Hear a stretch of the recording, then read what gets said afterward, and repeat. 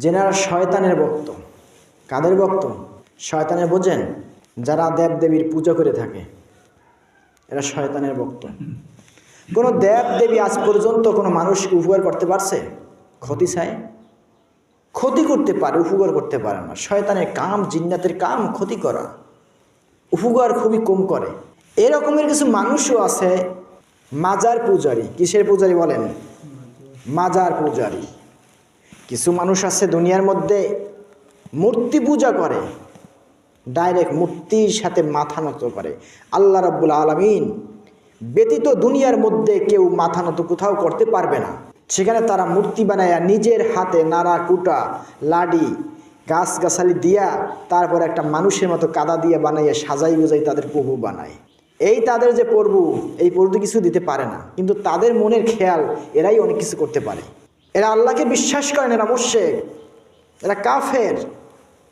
কিন্তু আরও এক জাতি মুসলমানের মধ্যে রয়েছে যেনারা আল্লাহ ব্যতীত অন্যদের পায়ে, অন্যদের কবরে সেজদা করে থাকে।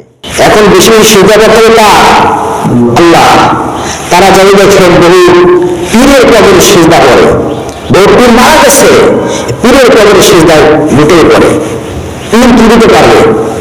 পীরের খবর তো পীরই রাখতে পারবে না। কিয়ামতের ময়দানে তার যে অনুসারী তাদের খবর কেমন করে রাখবে? কিয়ামতের ময়দানে পীরকে জিজ্ঞাসা করা হবে, এতগুলো মানুষ করে সেজদা করলো, তোমার সারা কিছু বোঝে নেয়, এবং তুমি এদেরকে পার করে নাও।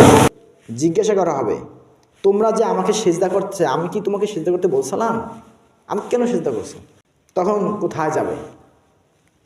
এখন এত ভক্ত হয়ে তাকে সেজদা করতেছে, তার অনুসরণ করতেছে, যে মারা যাওয়ার পর কবর উপর সেজদা পড়ে।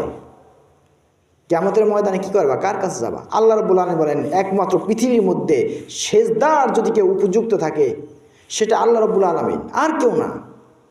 দুনিয়ার মধ্যে যদি কেউ সেজদা করা হইতো তাহলে একমাত্র সেজদা করার উপযুক্ত ছিল প্রত্যেক স্ত্রী তার স্বামীকে সেজদা করত।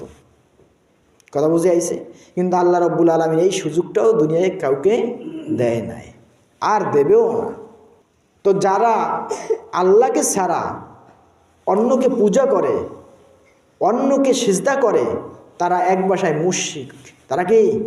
মুশরিক। সিজদার বুকে বলেন না আল্লাহ তাআলা, তারা আল্লাহর সাথে কুফরি করছে। আপনার মাথা একজনের কাছে নত করা মানে কি? আপনার জীবন তার কাছে বিলীন করে দেওয়া। আর সেই সব কিছু আর কবরে পূজা করতেছে। পীরে সব দিতে পারে। কে দিতে পারে? কে দিতে পারে বলেন না? পীরে ক্ষমতা আছে?